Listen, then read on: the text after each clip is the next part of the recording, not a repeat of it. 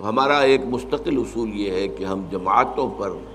نام لے کر اور ان کی نفی کرنا، ان کی تردید کرنا، ان پر تنقید کرنا، یہ ہم عام طور پر پسند نہیں کرتے۔ ہمارا کام یہ ہے کہ ہم اپنی جو مثبت دعوت ہے جس انداز میں وہ پیش کرتے ہیں۔ البتہ آپ نے جو باتیں کہی ہیں اس میں کچھ تھوڑے مغالطے ہیں۔ فی نفس ہی حدیث کا مطالعہ یہ بھی کوئی بری بات تو نہیں ہے۔ وہ اگر ایک اعتبار سے آپ کو بری لگ رہی ہے تو وہ یہ کہ چونکہ قرآن کی طرف ان کی وہ توجہ نہیں ہے، تو ایک نیگیٹو اسپیکٹ کے حوالے سے، ورنہ احادیث کا جو ہے مطالعہ جو ہے اس کو بیان کرنا، سننا، پڑھنا، یہ اپنی جگہ خود اس کے اندر نورانیت ہے، اس میں بھلائی ہے،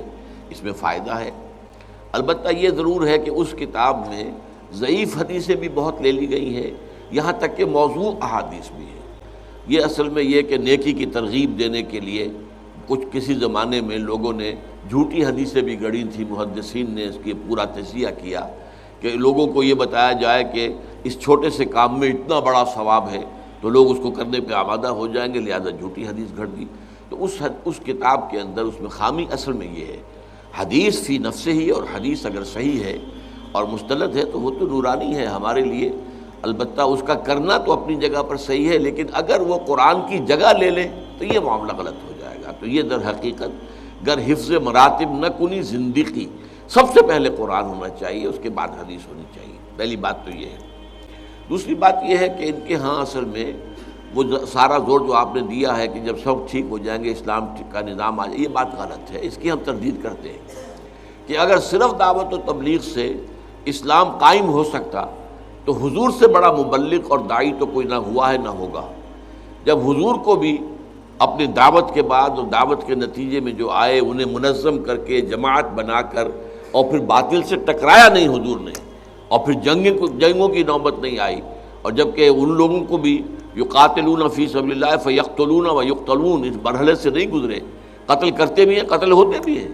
غزوہ بدر میں 70 جو ہیں قرشی مارے گئے اور 14 صحابہ جو ہیں شہید ہوئے۔ غزوہ احد میں 70 جو ہیں صحابہ شہید ہو گئے۔ تو اس طریقے سے یہ تو ہوا ہے، لیکن اس کے بغیر اگر آپ سمجھے اپنی جان دیے بغیر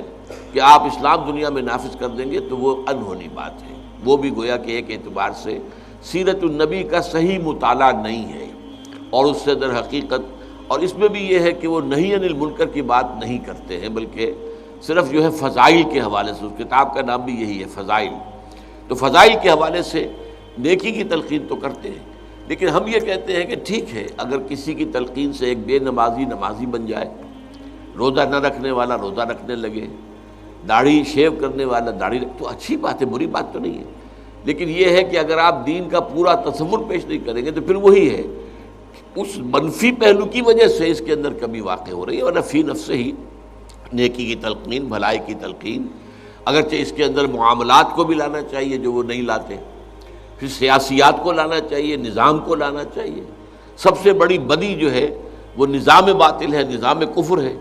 اس کی نفی ہونی چاہیے، اس کے خلاف جد و جہد ہونی چاہیے۔ تو یہ ہے وہ چیزیں کہ جو کچھ ان کے ہاں نہیں ہے، اس کی وجہ سے جو کچھ وہ کر رہے ہیں وہ میرے نزدیک محدود سا ہو کر رہ گیا ہے، لیکن یہ کہ بہرحال پھر بھی کسی نہ کسی درجے میں فائدے سے خالی نہیں ہے۔ اب جو لوگ فرض کیجئے کہ ٹیلی ویژن پر بیٹھے رہے اور گھنٹوں لگا دیں، اب وہ اگر مسجدوں میں بیٹھتے ہیں اور وہاں پر جا کر جو ہے جو ذکر کرتے ہیں یا کچھ اور کرتے ہیں، رات کو مسجد میں سوتے ہیں اور صبح کو جو ہے تہجد کے وقت ہم جاگتے ہیں، تہجد پڑھتے ہیں، تو یہ کام بہرحال نیکی کے ہیں، اچھے ہیں، تو ہم ان کی اس طریقے سے مطلق جو ہے مخالفت اور تنقید نہیں کرتے۔